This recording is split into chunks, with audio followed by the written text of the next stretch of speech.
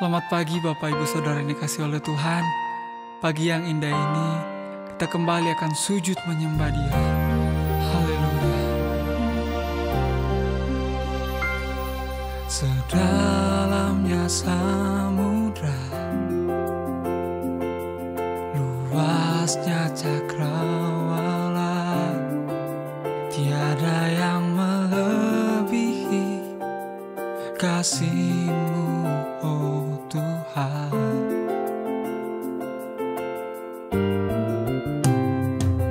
Kau pandangku berharga, tebusku dari dosa. Darah-Mu yang mulia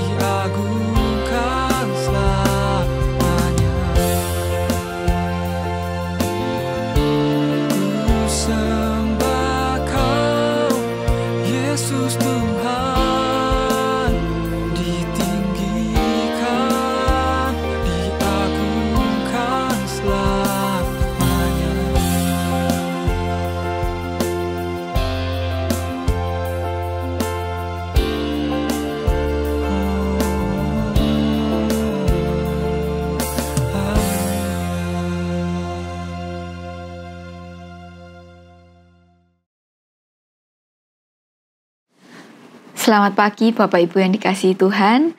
Judul renungan firman Tuhan pada pagi hari ini adalah Ayo Bangun. Salah satu faktor penghambat pertumbuhan rohani kita adalah mengantuk rohani. Di dalam Kisah Para Rasul 20 ayat ke-7 sampai yang ke-10 dicatat kisah mengenai seorang muda yang bernama Eutikus. Orang muda ini kemungkinan adalah pelayan atau aktivis rohani yang mati karena mengantuk pada waktu ibadah. Saya bacakan untuk Bapak Ibu sekalian di dalam Kisah Para Rasul 20 ayat 7 sampai 10. Pada hari pertama dalam minggu itu, ketika kami berkumpul untuk memecah-mecahkan roti, Paulus berbicara dengan saudara-saudara di situ, karena ia bermaksud untuk berangkat pada keesokan harinya. Pembicaraan itu berlangsung sampai tengah malam. Di ruang atas di mana kami berkumpul, dinyalakan banyak lampu. Seorang muda bernama Eutikus duduk di jendela. Karena Paulus amat lama berbicara, orang muda itu tidak dapat menahan kantuknya. Akhirnya ia tertidur lelap dan jatuh dari tingkat ketiga ke bawah. Ketika ia diangkat orang, ia sudah mati. Tetapi Paulus turun ke bawah.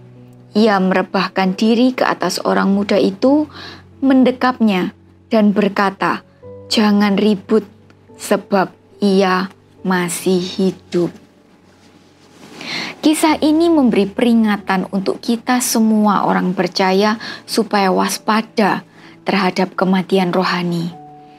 Kita harus cek diri kita masing-masing, apakah kita sedang mengantuk rohani atau tidak.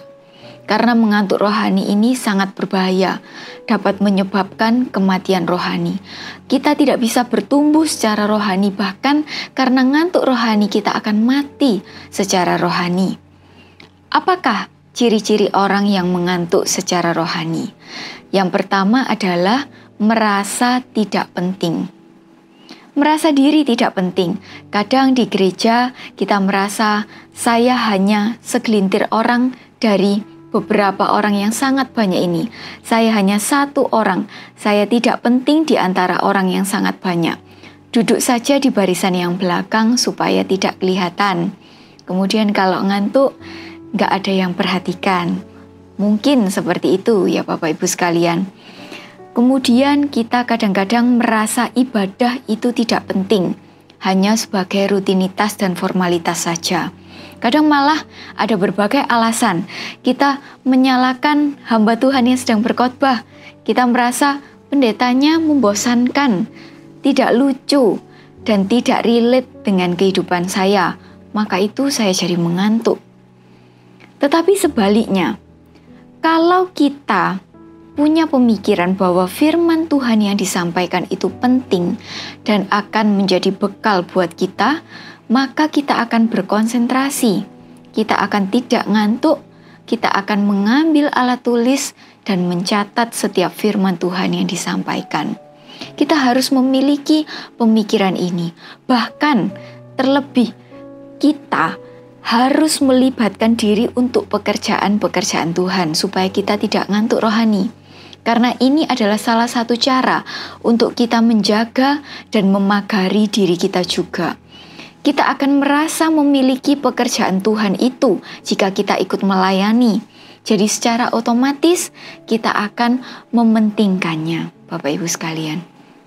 Yang kedua, ciri orang yang mengantuk rohani adalah tidak tertarik dengan kegiatan-kegiatan rohani. Waktu ibadah kita malas. Kita merasa ibadah itu hanya sebagai formalitas saja, hanya sebagai kewajiban saja. Bahkan tiap hari Minggu kita merasa berbeban berat. Bangun pagi lagi, ibadah lagi. Hati-hatilah Bapak Ibu sekalian dan saudara-saudara sekalian. Inilah ciri-ciri orang yang ngantuk rohani. Karena kemunduran rohani itu terjadi pelan-pelan. Jadi tidak tiba-tiba mati. Kita ngantuk dulu seperti Eutikus. Akhirnya kita tertidur lelap. Setelah tertidur lelap kita akan jatuh dan kemudian mati. Maka dari itu jangan sampai kita ngantuk. Ayo kita bangun semangat kita lagi. Kita harus menyala-nyala dan berkobar-kobar lagi.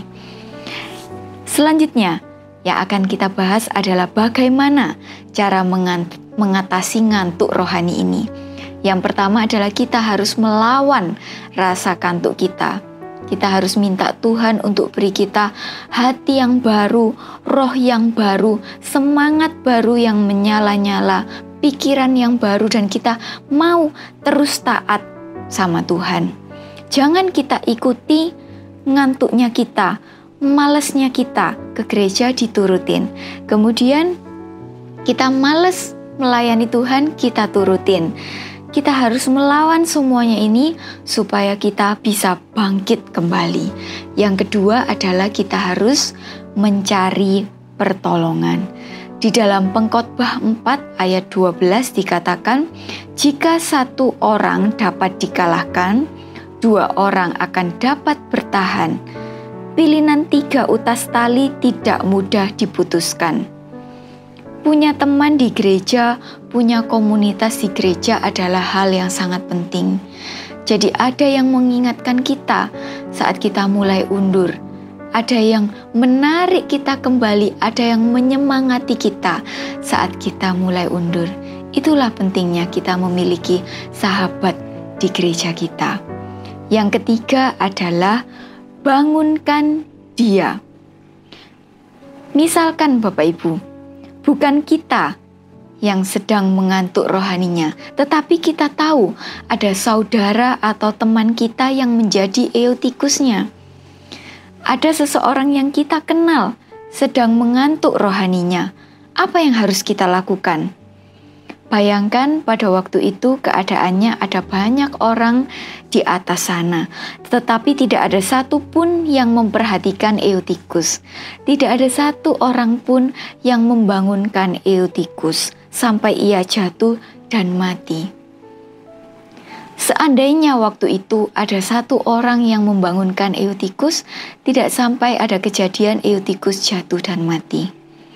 Jangan-jangan Bapak Ibu, kita sedang seperti orang-orang banyak ini yang nyaman dengan keadaan kita sendiri. Sedangkan teman kita yang sedang mundur, sahabat kita, saudara kita, atau bahkan keluarga kita yang kita tahu mereka sedang mundur secara rohani, kita biarkan saja, kita diam saja. Malah kecenderungan kita akhirnya adalah membicarakan mereka, merasani mereka, kita malah menyalahkan mereka terlebih lagi.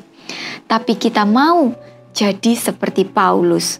Dikatakan di ayat yang tadi bahwa Paulus turun ke bawah, merebahkan diri ke atasnya, mendekap Eutikus dan berkata, ia masih hidup. Mari kita rangkul saudara-saudara kita yang mulai undur. Kita ajak bicara, kita kunjungi mereka, kita gandeng mereka, kita tunjukkan bahwa kita ada untuk mereka. Kita memperhatikan mereka dan kita tidak menyerah kepada mereka. Tidak mungkin Bapak Ibu sekalian, saudara-saudara sekalian, kalau hanya Bapak Ibu Gembala saja yang menghandle semua jemaat di gereja ini. Tetapi pekerjaan Tuhan ini butuh kerjasama kita semua untuk berperan aktif. Kita semua yang mendengarkan firman Tuhan pada pagi hari ini bisa menyelamatkan, menghidupkan kembali kerohanian minimal satu orang Eutikus yang kita tahu. Kalau itu terjadi, betapa hebatnya pertumbuhan dan kegerakan rohani yang akan terjadi di gereja ini. Itulah harapan saya, harapan kami semua hamba-hamba Tuhan untuk seluruh sidang jemaat GPDI ZA yang kami kasih. Mari kita sama-sama bangun gereja ini. Kita sama-sama mau menyala-nyala untuk Tuhan. Kita sama-sama mau merangkul satu sama lain untuk memajukan pekerjaan Tuhan di tempat ini.